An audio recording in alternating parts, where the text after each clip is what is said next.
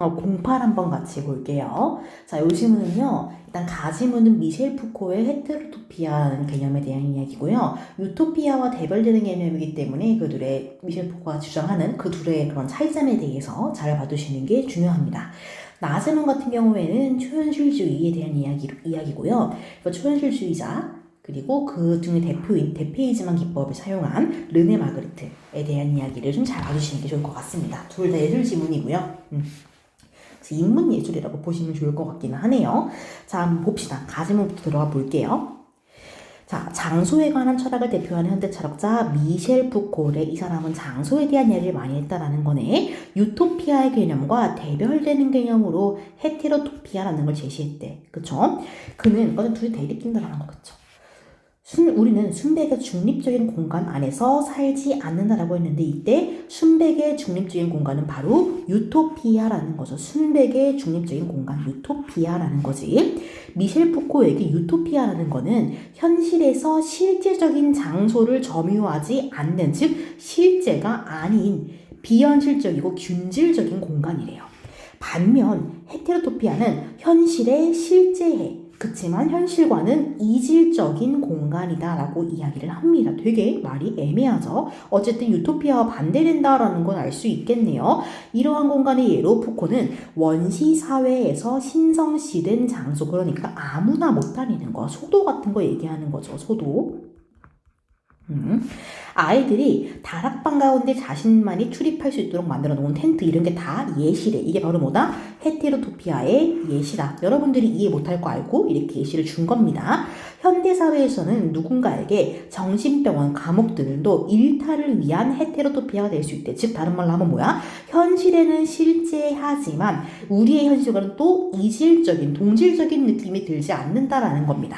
이러한 공간은 기존의 권력 체계에서 벗어나 있고 그것에 반하는, 즉 기존의 권력 체계에 반하는 질서를 가지고 있는 반대되는 공간이래요. 그렇기 때문에 헤테로토피아는 낯설고 위험한 곳처럼 보이기도 해. 왜냐면은 기존의 권력 체계에서 벗어나 있으니까 낯선 거예요. 그렇지만 누군가에게는 어때요? 위안을 주고 해방을 실현하기도 해. 왜냐면은 기존의 권력 체계에 반대하니까. 그래서 어떻게 보면 이 위에 일탈을 위한 헤테로토피아라는 말이 여기서 다시 한번 제정이 된 거다라고 보시면 되겠죠. 그래서 이런 장소들도 마찬가지로 어때? 낯설고 위험해 보이지만 어때요? 나름 또 자신만의, 누군가에게는 위안을 주고 해방을 실현하기도 하는 거잖아요. 그쵸? 자, 푸코는 헤테로토피아가 현실에 대한 이의제기를 수행하는, 그러니까 반공간이니까요. 그치? 그것에 반하는 질서를 했잖아. 기존 권력체계에 반대하는 질서를 가지고 있기 때문에, 그쵸? 이의제기를 수행하는 일종의 대항, 현실 전복의 공간이 된대. 즉 여기와 연결이 되는 얘기죠. 푸코에 따르면 헤테로토피아의 사람들은 새로운 세상의 질서를 만들고자 하고 현실 전복을 시도한대요. 또한 푸코는 헤테로토피아를 구성하지 않는 사회는 없대. 즉 다시 말하면 뭐야? 모든 사회는 다 뭐가 있다? 헤테로토피아가 있다. 그 공간은 현실에서 다수를 위해 만들어진 공간과는 차별화된다. 그러니까 모든 사회는 뭐야? 다수를 위해 만들어진 공간과는 차별화된 헤테로토피아가 존재한다라는 거죠. 이건 뭔데요? 대항 공간, 현실 전복의 공간, 반공간, 또 낯설고 위험하지만 누군가에게 위안을 주고 해방을 실현하는 공간이다라는 거죠. 헤테로토피아는 모두에게 공동으로 놓인 공간이 아닙니다. 왜냐면 다수를 위해 만들어진 공간이 아니니까. 다양한 특성을 지닌 각 계층을 위한 공간, 공동체의 다양성을 담보할 수 있는 공간들, 그러니까 다수를 위한 게 아니다라는 거죠. 소수에 가까운 겁니다. 그래서 헤테로토피아는 단수가 아니라 복수래. 왜냐면 각 계층이니까. 저마다 다른 질서와 문화를 가지고 있어서 비균질적이래. 자, 그쵸? 그래서 이 말은 뭐랑 연결이 돼? 유토피아는 균질적이다라는 말과 대립된다라는 거 알 수 있겠죠. 그래서 완전히 유토피아와 헤테로토피아는 대립된다 라고 보시면 될 것 같네요. 푸코는 헤테로토피아를 바깥의 공간이라고 얘기하기도 하는데, 그래서 헤테로토피아를 설명하는 말이 반공간, 대항공간, 현실 전복의 공간, 바깥의 공간, 뭐 아니면은 위안을 주고 해방을 실현하는 공간, 낯설고 위험한 공간 다 가능합니다. 푸코에 따르면은 우리들의 삶의 공간은 조합을 통해 맺혀지는데, 이때 조합은 기존의 질서, 구조, 권력 안에서 이루어진대요. 기존의 권력 체계라는 말과 연결되어 있죠. 바깥의 공간은 기존 질서에 의한 공간과 관계를 맺고 있지만 전복 관계, 다른 말로 하면 뭐예요? 현실 전복의 공간이다라는 거죠. 계속 지금 위에서 했던 말을 다시 한번 패러프레이징하고 있는 겁니다. 푸코는 기존 질서에 입각하여 배치된 공간이지만 현실 어디에도 없는 곳이 유토피아다라고 얘기를 해요. 그래서 현실에는 없어. 그렇지만 기존 질서에 입각해. 그러니까 반공간이 아니다라는 거야. 그런데 반면에 기존 질서를 전복해서 대립적인 관계지만 현실에 있어. 그게 헤테로토피아라는 거야. 그래서 완전히 대립되는 거죠.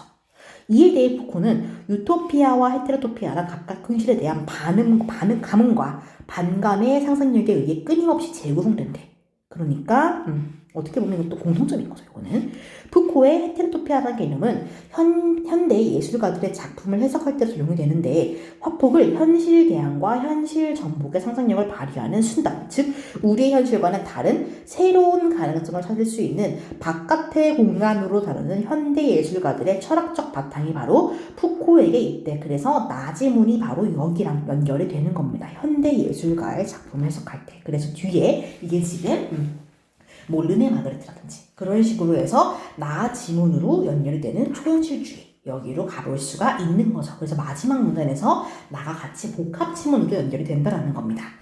자, 그럼 나 지문으로 한번 가볼게요. 초현실주의란 이성의 지배를 거부하고 비합리적인 것과 잠재의식을 탐색하는 예술 혁신 운동이래요. 정의죠.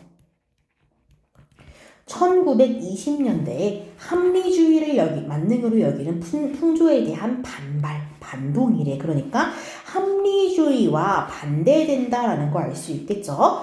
1924년에 출판된 초현실주의 성안에서 브르통이란 사람은, 이 사람이 쓴 거네. 이성, 논리성, 합리성, 체계성, 의식적 사고, 다른 말로 하면 뭐야? 합리주의.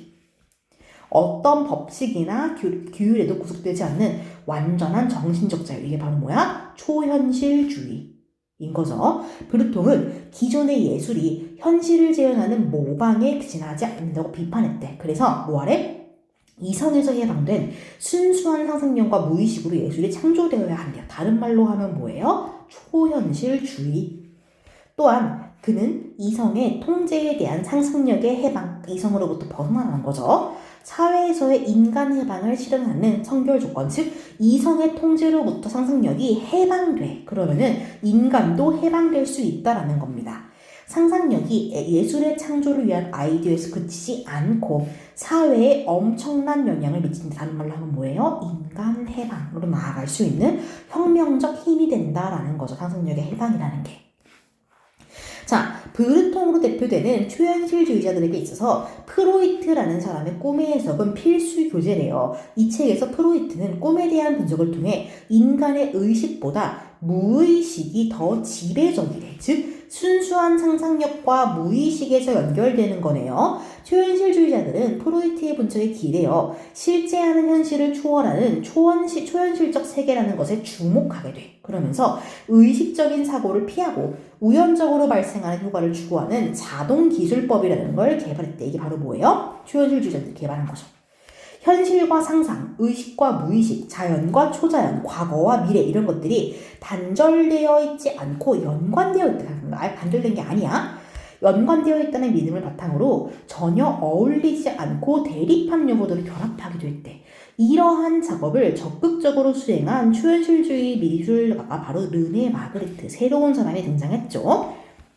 마그리트는 벨기에 출신이고요. 1920년대 중반부터 프랑스에서 활동을 했는데 마그리트는 정교한 리얼리즘을 활용해. 그러니까 현실주의라는 거야. 그래서 어떻게 보면 초현실주의가 아닌 것 같잖아요. 그렇지? 인정받지 못하다가 대페이지만 기법이라는 걸 쓴 게 호평을 받으면서 1930년경에 드디어 뭐야? 초현실주의자로 인정받게 된 거야. 그런데 마그리트의 초현실주의는 기존의 초현실주의와 구분돼. 그래서 사실주의적 초현실주의, 다른 말로 하면 뭐예요? 요거. 단절되어 있지 않고 연관되어 있던 믿음을 바탕으로 어울리지 않고 대립한 요소들을 결합하는 거. 그러니까 현실, 상상, 무의식, 자연, 초자연이 다 연결되어 있다는 거. 사실주의는 뭐예요? 현실, 의식, 자연, 과거, 이런 게 다 사실주의에 해당해. 그럼 초현실주의는 뭐야? 상상, 무의식, 초자연, 미래, 이런 거죠. 그쵸? 자, 대페이지망은 현실 세계의 사물을 완전히 낯선 곳에 두고서 비현실적이고 비합리적으로 보이게 하는 거야. 그러니까 현실과 비현실이 연결되어 있는 거죠. 마그리트는 사물을 전혀 예기치 않은 공간에 하기도 하고 평범한 사물을 극대화하여 불안감과 기묘함을 불러일으키기도 한대. 그러니까 이 사물들은 다 뭐야? 현실의 것이야. 그쵸? 하늘 위에 떠 있는 바위, 바로 이 그림이죠. 현실의 바위야, 그치? 방안을 가득 채운 거대한 장미꽃, 마찬가지로 현실인데 뭔가 극대화해서 불안감과 기묘함을 일으키는 거야, 그치? 그래서 이게 첫 번째 예시인 거죠. 예기치 않은 공간의 배치, 그리고 평범한 사물을 극대화, 이거죠. 발견을 되는 겁니다. 저 그림 한번 참고하시고, 마그리트는 초현실주의적 사고는 상상된 것이지만 초현실주의의 현실은 세상의 현실과 같은 종류. 그러니까 뭐야? 사고는 상상이지만 현실은 세상의 현실. 즉 뭐예요? 상상과 현실이 대립하는 것이 아니고 결합할 수 있는 거다. 이 대립하는 것들을 결합할 수 있다라는 것. 어울리지 않고 대립하지만 이걸 결합할 수 있다라는 걸 여기서 다시 한번 인증해 주는 거죠. 그 대상을 요곡하기보다는 사실적으로 표현해. 세상의 현실인 거죠. 대페이지랑을 통해 현실과 외부 세계, 즉 현실과 다른 말로 하면 뭐예요? 상상의 접촉을 실현하고 있다라는 거죠. 이건 앞에서 나오는 거. 바깥의 공간과 연결되겠죠. 외부 세계는 그래서 다른 말로 하면 바깥의 공간. 이게 미셸 푸코의 공간 이론과 같이 연결이 된다. 헤테로토피한 거죠, 여기가 지금. 그쵸? 이렇게 한번 적용을 해볼 수 있다. 이렇게 알아서 둘을 같이 봐주시면 좋을 것 같습니다. 이렇게 한번 정리를 해볼게요.